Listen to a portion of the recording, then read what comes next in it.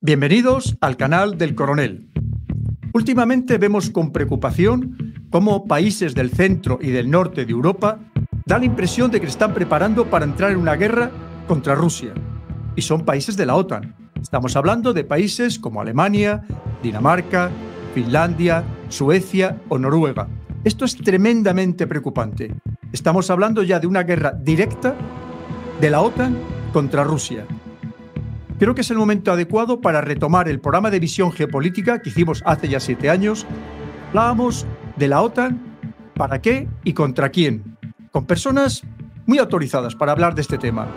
Seguro que todavía nos va a aportar mucha visión de qué puede ser lo que está pasando y los intereses que hay detrás de esta amenaza que se supone que nos presenta Rusia a los países de la OTAN, especialmente a los del centro y el norte de Europa. Una OTAN que en 1991, después de que se disuelva el Pacto de Varsovia, tenía 16 países miembros y hoy ha duplicado el número de países miembros.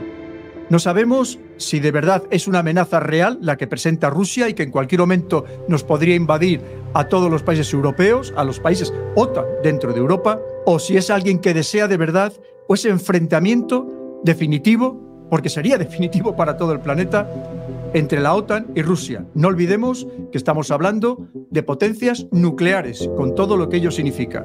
Por tanto, vamos a ver este programa de visión geopolítica sobre la OTAN, que seguro que todavía nos va a dar muchas claves para poder entender qué es lo que está sucediendo. Vamos allá.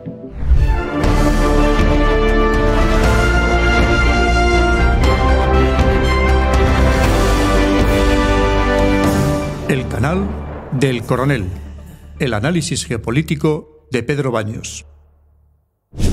Bienvenidos una vez más a una nueva edición de Visión Geopolítica, en este caso para tratar del futuro de la organización del Tratado del Atlántico Norte, una organización internacional que hasta ahora ha sido fundamental para la seguridad europea. Para hablar de este tema tan importante, contamos con nosotros, como siempre, con invitados de excepción, y empezamos por el general de Brigada de Artillería, Luis Feliu. General, bienvenido, muchas gracias. Con el periodista Fran Saavedra, director de Radio Esperantia. Fran, bienvenido también, muchas gracias. Y con quien ya conocemos, que ha participado en programas anteriores, muy exitosos, por cierto, con el periodista, ilustre periodista, José Javier Esparza, que, como todos ustedes saben, un grandísimo conocedor de todo lo que acontece en el mundo. Los próximos días 7 y 8 y 9 de julio va a tener lugar la cumbre de la Alianza Atlántica, de la OTAN, en Varsovia, en Polonia, donde se va a analizar cuál va a ser ese futuro de esta alianza, entre otras cosas, cuáles van a ser los retos de seguridad a los que va a tener que hacer frente y también, muy importante, en qué escenarios, en qué partes del mundo va a tener que hacerle frente a estas nuevas amenazas que van surgiendo en distintas partes del globo. Entonces, la primera pregunta que podemos hacer a nuestros invitados es: ¿realmente la OTAN, mi general, cree usted que sigue siendo necesaria? ¿Tiene la función que la dio origen en el año 49? Bueno, para entender la OTAN actual hay que irse ligeramente a por qué y cómo se originó y se fundó. Y es poco conocido que la Alianza Atlántica surge de una organización bastante desconocida para muchos, que es la Organización de Defensa de la Unión Occidental. ¿Y quién organizó esa Unión Occidental? Pues la organizaron en un tratado, se llama el Tratado de Dunkerque, y la organizó Francia e Inglaterra, después extendida con el Tratado de Bruselas a Bélgica, Holanda y Luxemburgo. Y ese es el origen de la alianza. Dice, pero ahí Estados Unidos no entra. Dice, no, es que no entraba. ¿Y por qué entró Estados Unidos? Porque había una amenaza que era incontrolable, ¿no? Y lo saben muy bien los países aliados que están ahora en el este de Europa, bueno, en el este de Europa, países del este, ¿no? Entonces, ese origen de petición de apoyo externo, porque éramos incapaces de mantener o de controlar una amenaza que se cernía en Europa, o al menos así lo percibían, cuestión de percepciones. Entonces, yo creo que realmente esa Organización de Defensa de la Unión Occidental, yo creo que casi rogó a Estados Unidos el que tomara parte y le presentara capacidades. ¿Qué pasa ahora? Pues que a mí me gustaría hacer una comparación entre aquel tratado de Dunkerque franco-británico con un tratado también algo desconocido, que es el del Lancaster House, que es de 2010, también franco-británico. Y casualmente ese tratado es un tratado de seguridad y defensa entre estos dos países dentro del marco colectivo de la alianza. Entonces, para ver el futuro de esta alianza, que yo creo que ha citado y muy bien traído la futura cumbre, habría que citar también la cumbre de Gales, que hubo un cambio en el área geopolítica. Pero en la futura cumbre, que no por casualidad es en Varsovia, hay que pensar que yo le he llamado que es la cumbre o del renacimiento de la alianza o de la profunda transformación de la alianza. Si ese renacimiento, profunda transformación es incapaz la alianza, los países, la alianza somos todos, somos las naciones que pertenecemos a la alianza. Siempre hablamos de la alianza como algo ajeno a España. Yo soy parte de la alianza, el gobierno, el presidente del gobierno es parte del Consejo Atlántico, ¿no? Entonces, si no somos capaces de darle esa respuesta a ese renacimiento, y ahí he soltado lo del Tratado de Lancaster House, pues será difícil que le encontremos respuestas. Se me ha olvidado decir que el general es un grandísimo conocedor de la OTAN, porque no en vano ha estado destinado en esta organización y además ha escrito abundantemente sobre ello. El general ha dicho una cosa muy interesante, José Javier, que es que la próxima cumbre de 1 de julio se va a realizar en Varsovia, en Polonia, y no por casualidad. De hecho, ha sido Polonia la que ha insistido para que se realizara allí esta cumbre. ¿De quién puede tener miedo Polonia para que tenga esa necesidad de ser tan amparada ahora mismo por la OTAN? Polonia ha sido despiezada a lo largo de su historia 4 veces, si no recuerdo mal, ¿no? Y puede ser perfectamente despiezada una quinta vez. El general ha dicho una cosa muy interesante, muchas cosas muy interesantes, y algunas de ellas, desde luego, para entrar en debate, pero como esa no es la cuestión, y aquí el que manda, manda. A mí la impresión que me da, viendo lo que ha ocurrido en los últimos años, es que la OTAN, al margen del origen de Dunkerque, se ha convertido cada vez más en una proyección político-militar de los Estados Unidos, o para ser más precisos, del proyecto internacional de los Estados Unidos, que ha encontrado la forma de correr cada vez más hacia el este su frontera, y que lo que estamos viendo en los últimos años es algo así como la reactualización de un viejísimo proyecto de después de la Primera Guerra Mundial, que apareció en el gobierno polaco, el proyecto del corredor Pilsudski, que era general entonces, después presidente de Polonia, que soñaba con construir una especie de gran alianza político-militar con las naciones que habían aparecido después de la Primera Guerra Mundial y el hundimiento de los grandes imperios, que llegara desde el Báltico hasta el Mar Negro, el Intermarium lo llamaban, ¿no? Y bueno, lo que estamos viendo construirse ahora, sobre todo con la última invitación a Montenegro a formar parte de la OTAN, es exactamente la construcción de ese corredor. Es decir, es otra vez el corredor Pilsudski desde los países escandinavos hasta el Mar Negro y el Mediterráneo, lo cual responde a una lógica muy clara de encerrar a Rusia dentro de su masa continental y cerrar los accesos a los mares cálidos. Esta estrategia tenía sentido cuando Rusia era la Unión Soviética y que se lo dieran a los húngaros y a los checos, ¿no? Claro, el problema es que ahora no se termina mucho de ver qué sentido tiene, y por el contrario considerar, sin embargo, aliado de ese proyecto a Turquía, por ejemplo, ¿no? En ese sentido, cuando el general habla de renacimiento o profunda transformación, me parece que peca de optimista, porque cualquiera de las dos salidas serían buenas, pero cabe una tercera, que es esa de la profunda pérdida de sentido, ¿no? Que yo creo que es más bien donde hemos estado en los últimos años. Efectivamente, el general decía que cuando nace el germen inicial de esta OTAN, en realidad está enfocado para que no va a surgir en Europa otra Alemania nazi. Inmediatamente se transforma, ese enemigo que se busca es la Rusia, la Unión de Repúblicas Socialistas Soviéticas, y sobre todo ese Pacto de Varsovia, que se crea posteriormente en el año 55.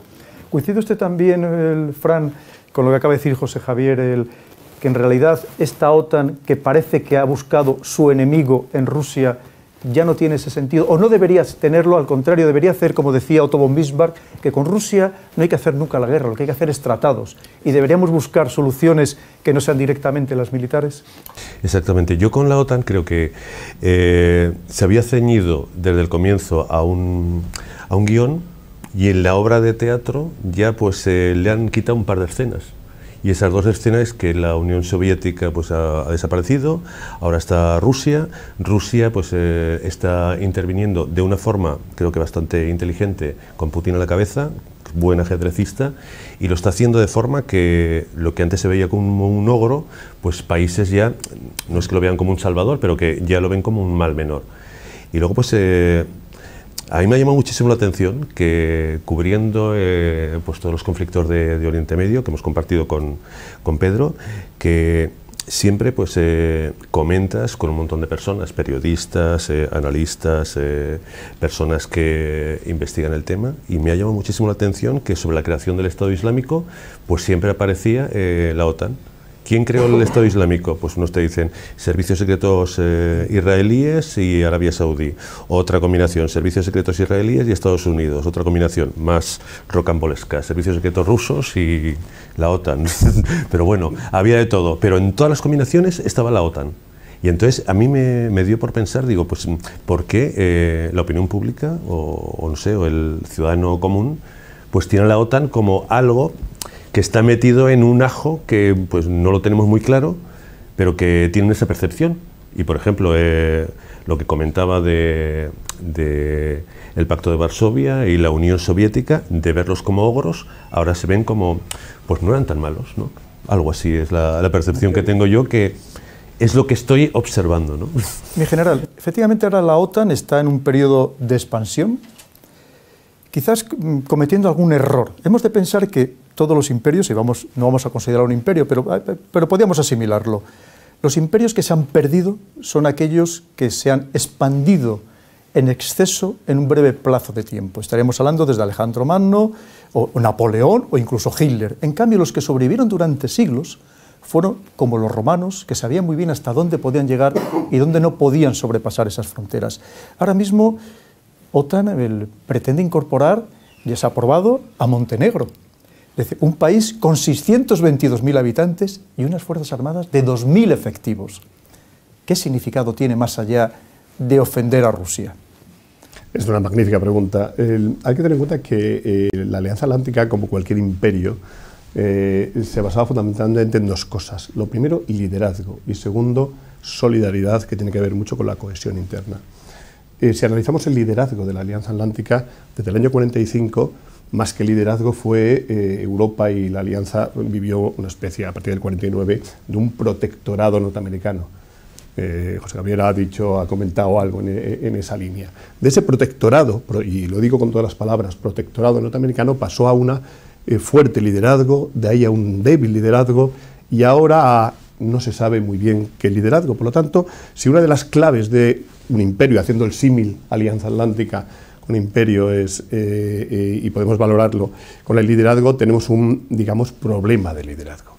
No solamente viene por el hecho de la policy de Obama, del leading from behind, sino también hay otra cosa que yo le llamo el desistimiento. Es decir, Estados Unidos ha empezado a desistir de ese liderazgo. ¿Pero por qué lo hace? No lo hace porque quiera eliminar el imperio, lo hace porque está buscando un líder de alguna manera, o no uno o dos líderes dentro de la Alianza Atlántica. Y la Alianza Atlántica en el punto de vista naturalmente europeo. Por eso yo citaba antes con mucha intención el tratado de Lancaster House el 2010, que yo le veo cierto recorrido a ese tratado. En el futuro estamos hablando. Pero claro, para eso necesita la Alianza Atlántica transformarse en una alianza fundamentalmente muy europea, que en el fondo es lo que quiere Estados Unidos. Estados Unidos está quitando su huella militar, está bajando la huella militar en Europa, está bajando, quiere un liderazgo un poco más indirecto, quiere estar ahí detrás diciendo, no, yo apoyo, pero tú lideras. ¿Y quién es este tú? Alemania. Alemania, por razones históricas, no va a liderar. Francia, Inglaterra, bueno, volvemos a Lancaster House. Quizá pueda estar en esa línea. Y ya termino. Y dentro de eso, Estados Unidos, ¿a qué está jugando también? A reforzar asuntos bilaterales. Dos palabras: Morón y Rota. Convenio de Estados Unidos y España del año 88, protocolos de actualización en el año 2012 y 2013, y de repente aparece un escudo, fragatas, antimisiles en Rota, y una magnífica unidad con capacidades totalmente autónomas en Morón. ¿Y por qué hace eso Estados Unidos? Pues está reforzando aspectos bilaterales en el ámbito colectivo. Pero ese ámbito colectivo, Estados Unidos no quiere que se diluya, quiere que se mantenga, y después hablaremos porque no quiero extenderme, de los errores que ha cometido la Alianza Atlántica, y voy a hacer referencia a otra entradilla que me ha dado José Javier, muy oportuna, que es ese eje que yo le llamaría, si me permite, Kaliningrado-Transnistria, para poner puntos pivotes rusos en el eje, ¿no? Kaliningrado dentro de un país aliado, Lituania, Transnistria es una parte de Moldavia, y ese eje para Rusia es un eje, yo diría, intocable. Es verdad. Kaliningrado es la antigua Königsberg, que es donde nació Kant. Que estamos hablando de una...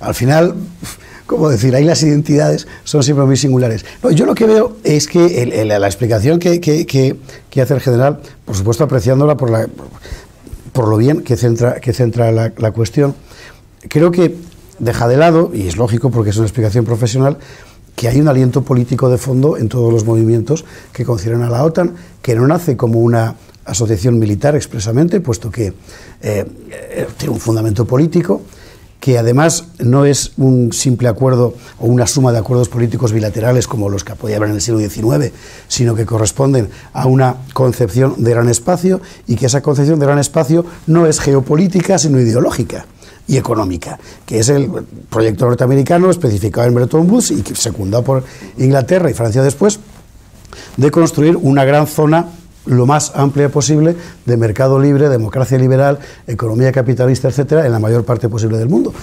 Es que la OTAN nace como brazo armado de eso, como brazo armado occidental de eso, porque hay otro oriental, porque está el ANZUS y está, en fin, bueno. Eso tenía un sentido cuando había un enemigo ideológico, es decir, que ponía en peligro también a escala global esas convicciones y esas libertades. Y hay que hablar sin ambajes de libertades. La OTAN defendió la libertad. No la de todos, porque a los húngaros los dejamos caer, y a los checoslovacos luego también, pero bueno, evidentemente sirvió para eso. Pero desde el momento en el que ya no existe una amenaza de entidad ideológica que se plasma militarmente, la Unión Soviética con el Pacto de Varsovia, sobre un espacio concreto, las amenazas que vuelven a aparecer, o los criterios que vuelven a aparecer, son los tradicionales, y los tradicionales son los geopolíticos, es decir, geográficos. Y desde el punto de vista geopolítico, geográfico, realmente nada une ahora mismo a los Estados Unidos y a Europa, y lo hemos visto en Ucrania. Es decir, lo que ha ocurrido en Ucrania, que desde el punto de vista del interés norteamericano tiene todo el sentido del mundo, desde el punto de vista europeo es algo incomprensible. Es decir, que de repente decidas incendiar tu patio trasero porque sí, creándote un enemigo gigantesco para hacerte amigo de un enanito, que además no va a ser amigo tuyo porque lo que quiere es ser americano. Bueno, pensar que el interés objetivo desde el punto de vista, al final en política lo que cuenta es quién te puede hacer daño y quién no. Que pensar que el interés objetivo de los europeos estaba en hacerlo de Ucrania, obviamente no es así de ningún modo. ¿Intenta los Estados Unidos, cómo decir, delegar? Pues a lo mejor sí intenta. Ese tratado de Lancaster House, si no recuerdo mal, fue el que le sirvió a Sarkozy como argumento para reintroducir a Francia en la OTAN, ¿no? ¿O fue inmediatamente después? Pero era la misma 2010, estamos hablando de 2009, claro. 2010.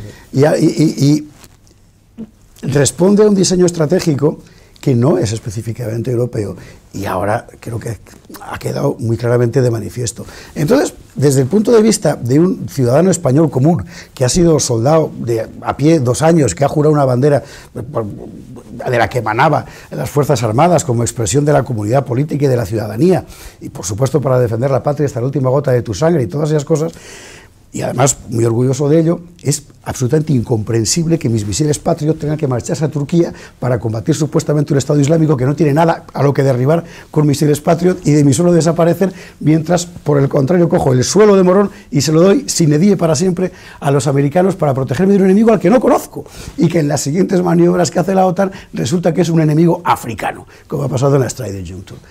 Es incomprensible. Es decir, es tan incomprensible el diseño, insisto, político, no militar, pero también de que se haya derivado de la OTAN, que solo puedes pensar que responde a una voluntad política ajena, que no es la de los propios protagonistas menores, chiquitines, nosotros, de la alianza, ¿no? Claro. Aprovechando todo lo que usted ha dicho y también enlazando con lo que ha dicho el general José Javier, me va a permitir que le apunte un poco en un tema que me parece muy interesante. El general ha hablado de que en cierto modo era un protectorado lo que Estados Unidos ejercía en Europa al principio. Pero es que a mí me da la impresión de que ese protectorado lo que ha impedido es que la Unión Europea se haya hecho adulta, que siga siendo infantil en el campo de la seguridad y la defensa. ¿Por qué hemos descansado tanto en esta OTAN? Que recordemos que el 70% de los 400.000 millones de dólares que cuesta anualmente la OTAN lo aporta Estados Unidos, y el que aporta el dinero es el que manda. Y yo creo que tengo la sensación, que me gustaría saber su opinión, de que eso nos ha impedido llegar a tener nuestra propia estructura de seguridad y defensa europea. Yo diría incluso que nos hemos parapetado detrás de eso para eludir la necesidad política de tomar una decisión, porque es comodísimo que la tome otro. También Europa evidentemente tiene sus culpas, es decir, no es el americano malo que llega y te dice, pone los pies encima de la mesa, saca el puro, y aquí mando yo. ¿Qué va? A los países europeos, que son países con una demografía cansadísima, hartos de guerra, con 50 años consecutivos de propaganda culpabilizadora de sí mismos, les ha venido fenomenal tener a alguien más grande que diga, dejad de hacer la historia, ya la voy a hacer yo. Lo que pasa es que cuando uno renuncia a hacer la historia y otros te la hacen, las consecuencias generalmente caen sobre tu cabeza, que es lo que está pasando ahora, ¿no? Eso es importante, pero si me permite, por favor. El tema de la solidaridad y cohesión es muy importante y hay que tomarlo ahora en este momento por la pregunta que ha hecho el moderador. Y es que el factor clave de cohesión en la alianza y de solidaridad es la defensa colectiva, y lo ha sido siempre. Esa cohesión se mantuvo cuando había una amenaza creíble, no creíble, para muchos creíble, para otros tanto, depende de donde estuvieras. Para Portugal no demasiado, para los bálticos ahora pregúntenle a los bálticos si es una amenaza creíble o no, pues es la percepción de cada uno, ¿no? Entonces, cuando hay que tener en cuenta que cuando cambia el concepto estratégico la primera vez, no se identifica ningún enemigo de la Alianza Atlántica y naturalmente no se identifica a Rusia como tal.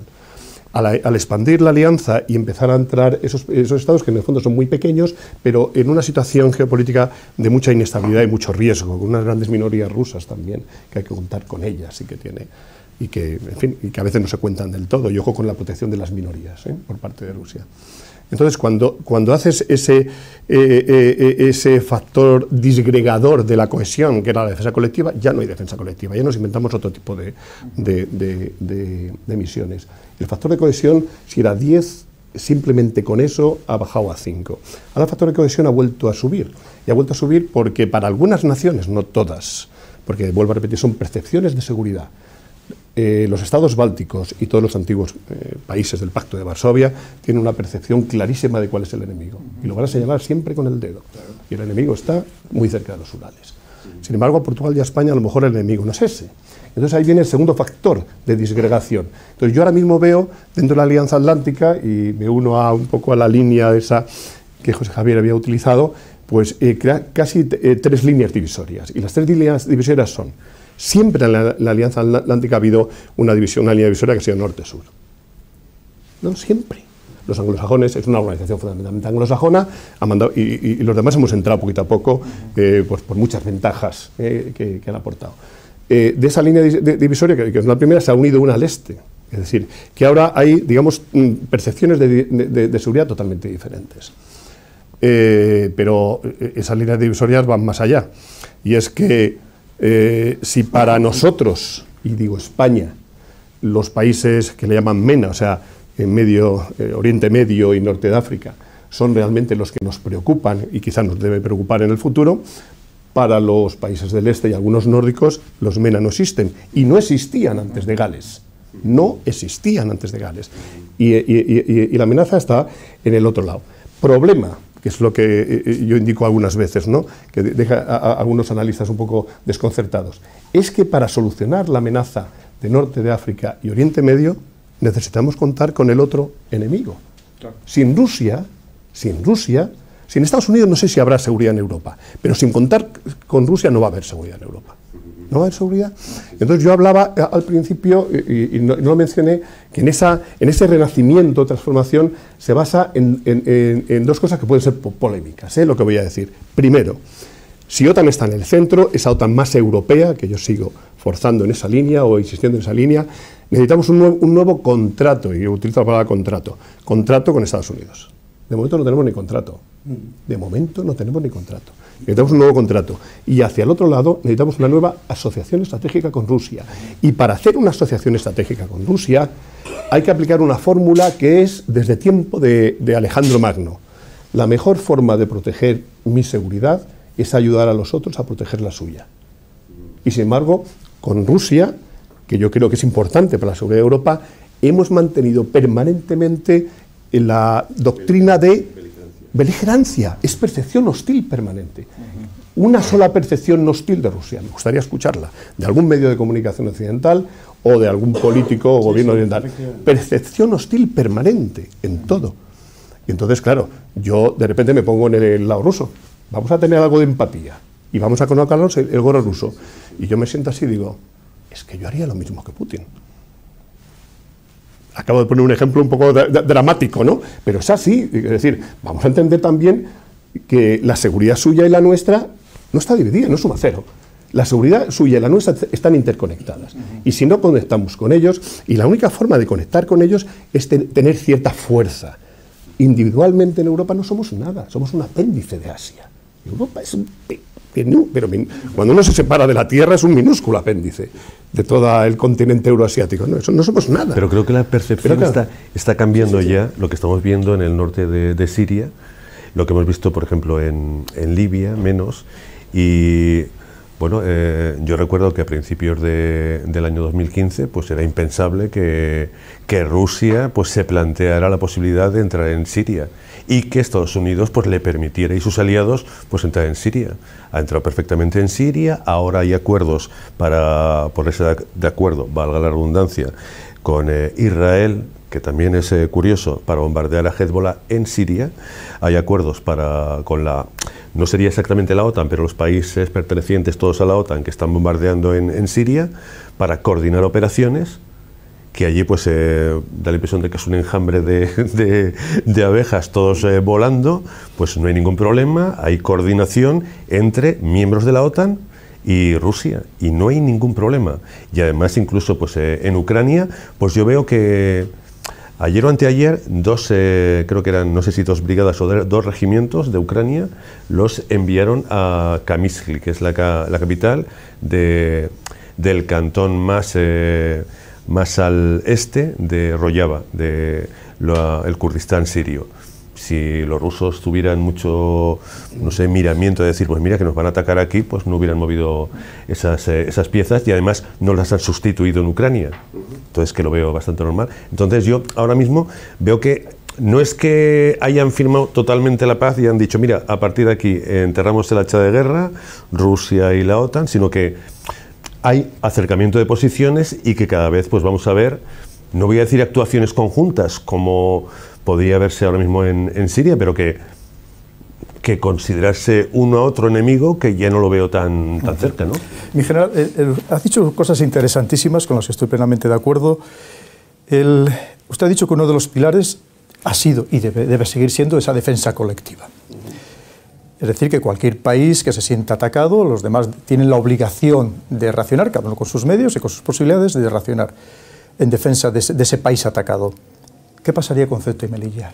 Se lo comento porque en los últimos 10 días el Estado Islámico, el Daesh, ha insistido hasta la saciedad en una serie de zonas europeas, pero principalmente españolas, Córdoba, Granada, ha mencionado hasta Sevilla, pero dice que va a empezar esa conquista de ese Al-Ándalus y ha insistido por Ceuta y Melilla. ¿Cómo cree usted que debería reaccionar la OTAN, teniendo en cuenta que en el artículo 6 Ceuta y Melilla están en principio excluidas de esa defensa colectiva? Eso es cierto, cogiendo el Tratado del Atlántico Norte en su espíritu y particularmente en el área que describe el artículo 4 como área del Tratado del Atlántico, naturalmente las Islas Canarias y cualquier otra isla que pertenezca a un país aliado al norte del Ecuador, siempre que no esté pegada, bueno, incluso las que están pegadas, es decir, que los archipiélagos, bueno, el Peñón de Vélez y las Islas Chafarinas y demás, que están también muy cerca de la costa, son plenamente la alianza. ¿Qué pasa con Ceuta y Melilla? Que legalmente, vamos a hablar de legalidad, no están incluidas dentro del tratado, pero eso no quiere decir que no sean parte de uno de los aliados. España, si hubiera algún problema en Ceuta y Melilla, podría activar el artículo 5, como han hecho otras naciones, por ejemplo Turquía, incluso Estados Unidos, cuando pasó lo del 11 de septiembre, el ataque del 11 de septiembre. ¿Podría activar el artículo 5 formalmente? La respuesta es no. Pero hay un artículo más potente que el 5, sobre todo cuando se diluye la defensa colectiva, que es el artículo 5, que es en el que entran todo el resto de las misiones. que es el artículo 6, que es el artículo de las consultas. Cualquier nación aliada que se vea amenazada en uno de sus intereses, sea o no dentro del tratado, lo puede poner encima de la mesa del Consejo Atlántico. Y las naciones en el Consejo Atlántico, todas y cada una son soberanas y en conjunto como Consejo para decidir las acciones que tengan lugar. Lo que no sería lógico es que una acción sobre Chafarinas estaría incluida de lleno en defensa colectiva o en el Peñón de Alucemas, que tiene casi conexión cuando hay marea baja con el continente, y que Ceuta y Melilla no lo tenía. En mi opinión, el Consejo Atlántico atendería las preocupaciones de defensa. Y otra cosa es que la preocupación que pueda haber de seguridad en Ceuta no solamente afecta a España, afecta al Reino Unido, que tiene, como todos sabemos, algún interés en el otro lado y en la península ibérica, y sobre todo a una cosa importantísima, y es que a todo el tráfico comercial que pasa por el estrecho. Luego, que la Alianza Atlántica no iba a estar interesada en algo que pase en Ceuta y Melilla, absolutamente interesada. Eso sí, no a través de defensa colectiva, el artículo 5, pero sí en ese importante artículo que es el 6, que es el de consultas. José Javier, usted que es un gran experto en Oriente Próximo y en Oriente Lejano, y más concretamente en el Mar del Sur de China, en esta nueva OTAN, lo que se pretende tratar en esta cumbre de Varsovia, es precisamente que cualquier amenaza en cualquier lugar del mundo puede repercutir en la seguridad de los Estados miembros de la Alianza, y por tanto la Alianza puede actuar en esos escenarios. Ya se está hablando que se está creando una mini OTAN en esa parte del mundo, en ese extremo oriente, entre Japón, India, Nueva Zelanda y Australia. ¿Cree usted que eso puede ser la simiente de una participación más activa de la OTAN, que incorpore esa mini OTAN y efectivamente actúe en todo ese escenario, y en este caso contra otro adversario muy grande, muy fuerte, muy potente, que algunos creen que es el futuro adversario militar de verdad, que es China? Claro, es que da la impresión de que tiene por objetivo eso. Y al final lo que encontramos es que todos estos movimientos responden a una gran dinámica, que por otra parte es una gran dinámica histórica que lleva siglos funcionando, que es la construcción es el sueño moderno desde el siglo XVIII, de un gran espacio, desde la paz perpetua de Kant. Se trataba de acabar con el Imperio Austrohúngaro para construir un gran mundo cosmopolita donde primara la razón y la libertad individual y la ilustración, y cuyo avatar contemporáneo son los Estados Unidos, que desde tiempos de John Quincy Adams se identifica además, ellos se consideran la nación moral por excelencia, de quienes deben materializar ese objetivo. Y la materialización de ese objetivo pasa fundamentalmente por el comercio, por razones geopolíticas obvias, y es que Estados Unidos es una gran isla central. Es el centro. Claro, los chinos se consideran a sí mismos el imperio del centro, pero es una visión terrestre. Si tienes una visión marítima, no, el centro no es el imperio continental, es la isla, la gran isla que son los Estados Unidos. Y vista la cuestión de la OTAN desde los dos lados, teniendo en cuenta que Colombia está en Colombia para entrar también en la OTAN, cosa que con frecuencia se nos olvida. Y ellos, claro, ellos están además con Venezuela al lado, pues con más razón. Da la impresión de que lo que se está dibujando es eso, es decir, al final es el proyecto de Roosevelt, del One World, del único mundo, organizado en torno a instituciones, el Estado mundial que decía Kant, con un gendarme máximo, que es la nación moral por excelencia, es decir, los Estados Unidos, y todos los que además hemos abrazado esas ideas ilustradas de democracia liberal, economía de mercado, etcétera. Y eso parecía bastante factible antes de la gran crisis financiera mundial. Y al día siguiente de la gran crisis financiera mundial dejó de parecer factible. Y fue a ocurrir la crisis y Rusia y China salirse y anunciar que iban a montar un fondo monetario propio al margen del FMI. E inmediatamente estalló lo de Ucrania. Y a partir de ese momento Rusia y China se convierten súbitamente en enemigos de verdad, claro, militares de quién. Solo de ese proyecto. Es decir, España como nación, si todavía se puede hablar de eso sin que nos metan en la cárcel, no puede ver a Rusia o a China como enemigos nacionales. Pero es que Europa como unión no tiene ningún sentido. Pero es que efectivamente somos, viendo el mapa del apéndice de la península euroasiática, somos nada. somos nada, somos la mayor concentración de población técnicamente cualificada del planeta. Claro, exactamente. Y somos la mayor concentración de industria de transformación del planeta, más incluso que los Estados Unidos. Claro, entonces, pensar que un territorio contiguo al nuestro, que tiene exactamente lo que nosotros necesitamos, es decir, materias primas y espacio, es nuestro enemigo, sencillamente es que no es racional. Entonces, por muchas vueltas que le des, no es racional. Hablaba el general, y me parece que es una perspectiva francamente interesante, de la cuestión de la Asociación para la Defensa. Lo único malo es que eso solo funciona si se señala a un enemigo, y ese solo puede ser China. No cabe otro, claro. No quería decirlo, pero absolutamente. Claro, paso con Fran.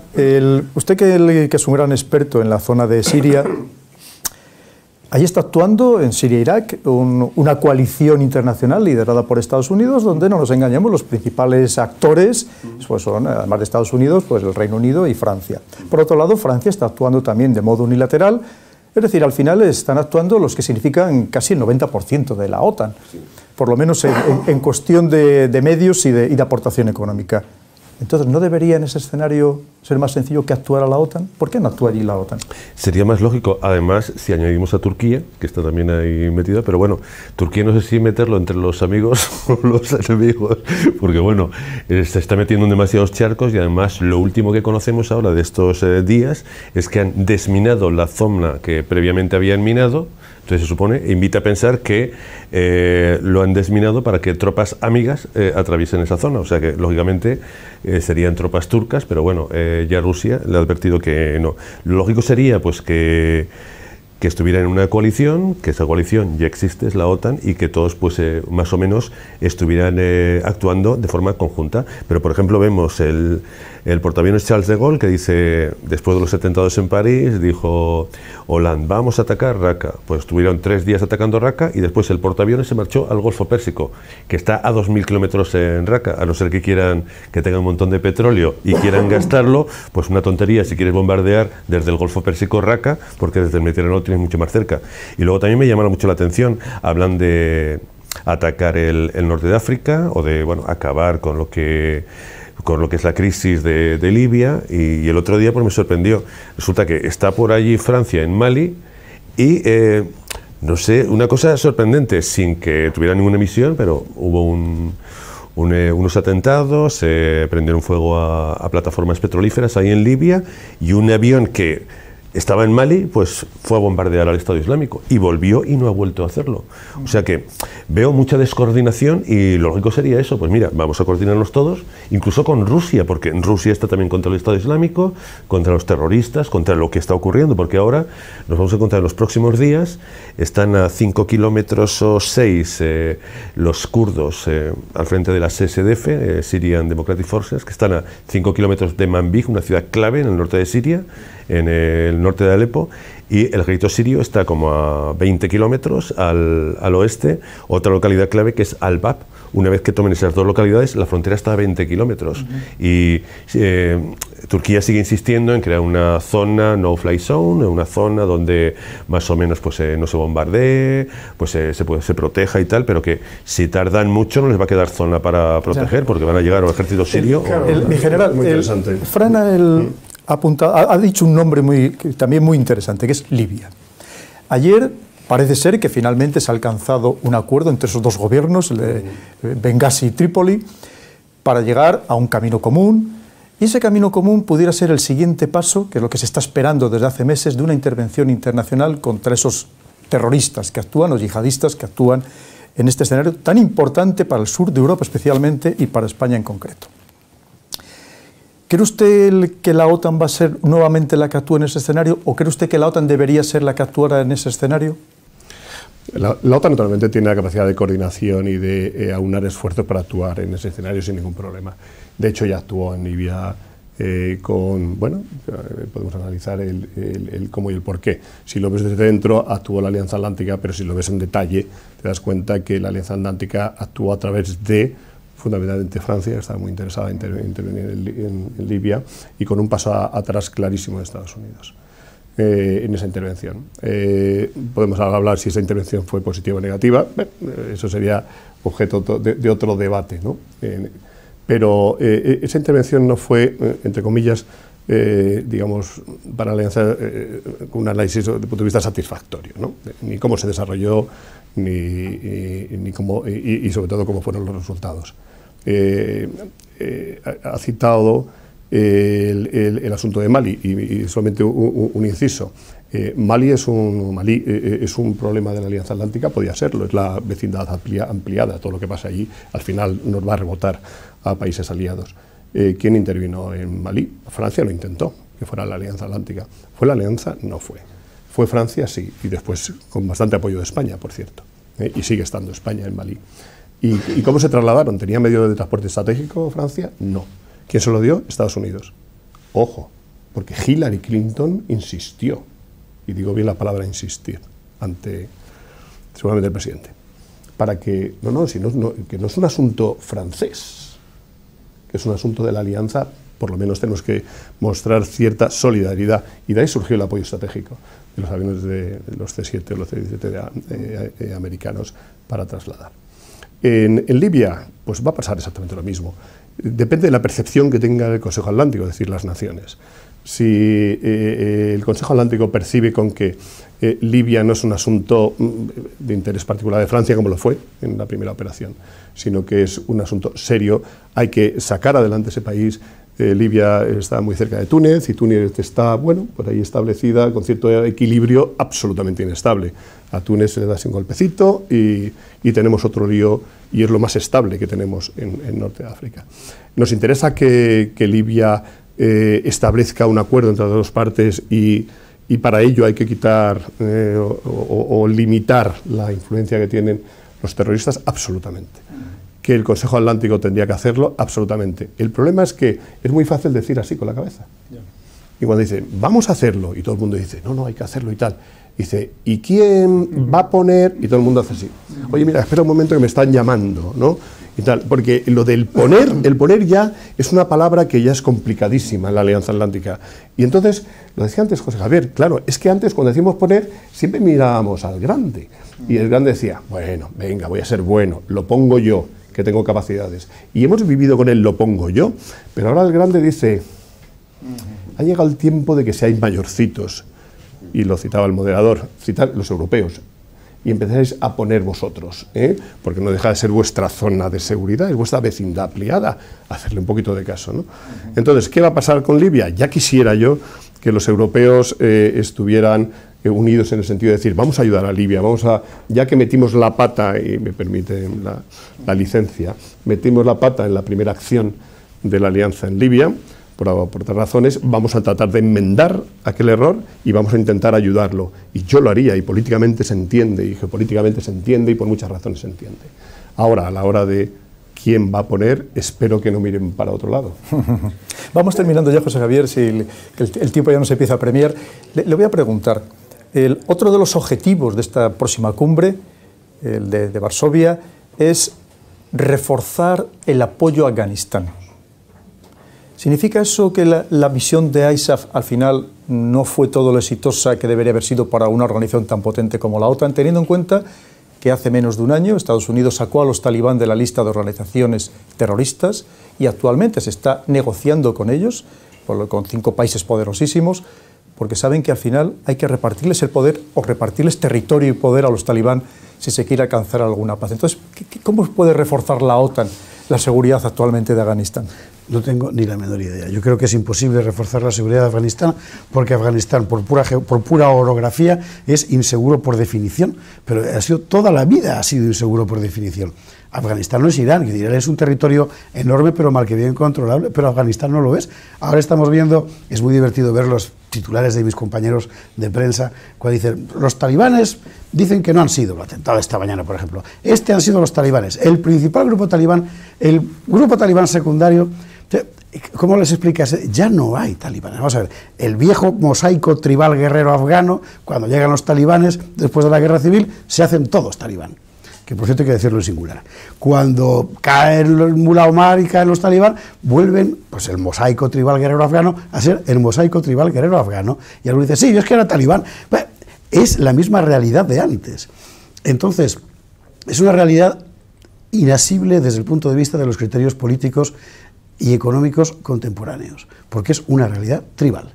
Entonces, realmente, si no me equivoco, lo que se ha conseguido hacer, que es una gran carretera en cuyo interior mal que bien hay paz y el resto explota de vez en cuando, es lo único que se va a poder conseguir, salvo que lleves 250.000 hombres a controlar un territorio donde va a estar lleno de enemigos siempre. Yo siempre cuento con el tema afgano una cosa que me contó un amigo, teniente de la Legión Extranjera Francesa, que estuvo operando en una zona del noreste de Afganistán, y me decía que llegaron a un pueblo y que trató de explicarles a su gente: vamos a ver, vamos a un pueblo en el que no hay talibanes, son amigos, también son amigos de los talibanes. Y sus legionarios le miraban, entonces ¿a quién disparamos? Pues aún no lo sabemos. Que es un poco, por cierto, lo de Libia.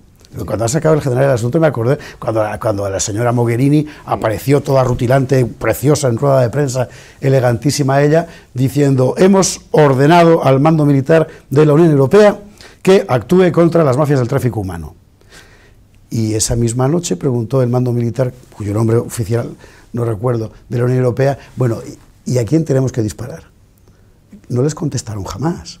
O sea, hay decisiones que políticamente no se pueden tomar, aunque militarmente sean factibles, porque hay que estar allí y ponerse a negociar. Bueno, la de Afganistán, como la de Libia, por cierto, es una de esas situaciones. Hay tantos agentes que, yo sé que esto es un poco salvaje, pero es así de toda la vida de Dios. O los dominas a todos, o mejor retírate.